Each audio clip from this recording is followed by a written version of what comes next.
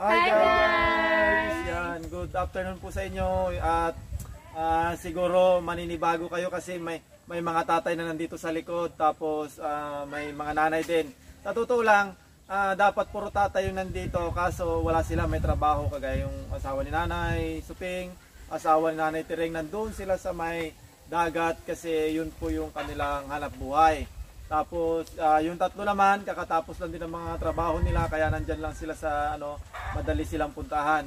So ngayon sa totoo lang po medyo siguro mga ilang weeks na rin ito dahil hindi ko sila makumpleto dahil gusto ng sponsor natin dapat ang asawa talaga nila yung pupunta dito kaso sinabi ko sa kanya na hindi talaga natin makukumpleto dahil mayroong trabaho at ang gusto ko kasi kapag nag-sponsor tayo hindi lang basta sponsor, gusto ko yung tao na pupunta dito ay hindi natin may istorbo at lalong-lalo na yung trabaho nila, meron silang amo, hindi natin sila pwedeng yun. Pero yun nga napakiusapan ko naman. At yun nga walang iba nag-sponsor sa kanila kundi si Auntie. Palakpakan naman yan. Yun. Wag na natin patagalin ito.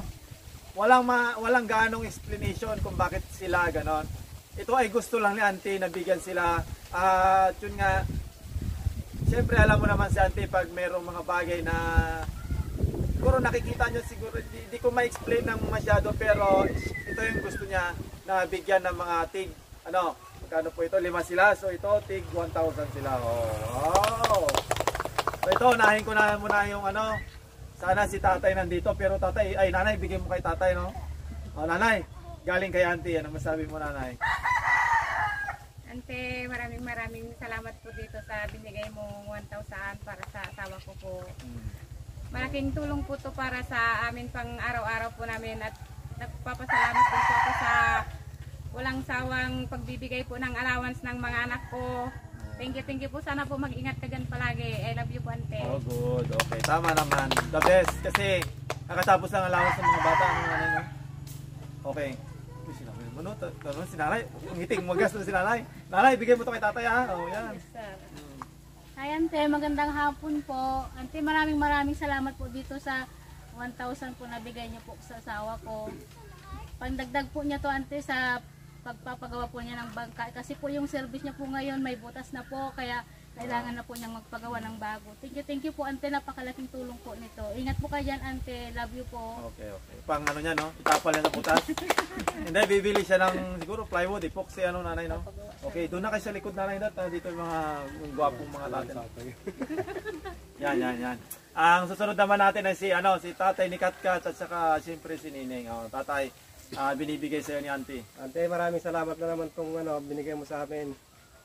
May pandagdag na ng pambili ng bigas.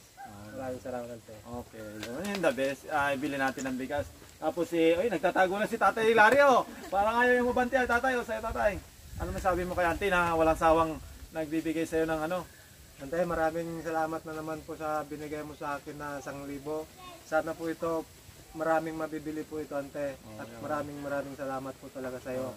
Dahil sa mga binibigay mo sa amin, halos buwan-buwan may binibigay po kayo sa amin. Kaya maraming salamat. Allowance sa mga bata, anak mo tatay Mga allowance.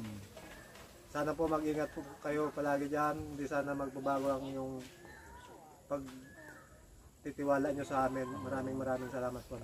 Okay, thank you tatay. Nanonood kasi si Mrs. ni tatay kaya doon kinikilig siya Tapos dito tatay dito. Nanonood din yung asawa nito Auntie Okay si tatay. Yun. Hello po Ante, magandang hapon po. Ante, maraming salamat na naman po ulit sa binigay mong cash. Malaking tulong na po ito sa amin sa panggasto namin sa araw-araw. At sa walang sawa niyo po na pagtulong sa amin kapag bigay niyo po ng allowance sa mga anak namin sa buwan-buwan. Maraming salamat talaga Ante. Mag-ingat po ka palagi Ante. Salamat. Tatay nabubulog yung tatay. Kabit, kiting tagumpay naman yung mga natin siyempre sabi ko nga sila yung 5 mapalad na nabigyan ni Auntie. Malay natin pagdating ng ay si Auntie kasi bigla-bigla na lang din siya nagbibigay ng mga blessing. At hindi lang dahil diyan, doon ako siyempre yung every month allowance sa mga bata, doon pa lang napakalaki talaga sobra kasi yon every month 10,000 pesos, di ba? halos anak naman din nila na nandito lahat, nandun sa kasama sa laro natin. Kaya nakakatanggap talaga sila ng ano. At yun nga, ang tawag dito na idadagdag nila sa mga savings. Ito kagaya nito, syempre sila yung haligi ng tahanan, sila yung mga tatay. Kaya sila naman yung siguro pwede talaga nila ibili ng mga bigas, yung mga magagamit nila, pagkain nila dyan sa kanila, para sa pamilya nila. Kaya napakalaking tulong po yan, ante.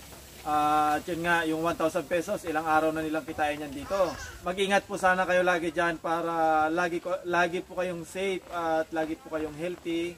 Dahil yun po yung isa sa mga siguro may magagawa na lang po namin, na lagi po namin kayo ipagdadasal na lagi kayong nasa mabuting kalagayan kasi alam nyo naman, yung mga anak nyo dito, napakarami, no? Yung mga kids na binibigyan ng allowance na auntie, 20 kids. O, tapos yung iba magagraduate na ng elementary, kaya grabe. Ang laki talaga ng naitulong ni auntie, kaya palakpakan naman natin si auntie. Okay. Dito na magtatapos yung video namin, ante, pero sabi ko nga lagi, yung pagmamahal, nandito lagi sa amin para po sa inyo. So, maraming salamat. God bless. More blessings to come, ante, para mas marami pa ko yung matulungan na kagaya po namin. Thank you very much. I will love you, auntie, from the Explore family. Bye-bye.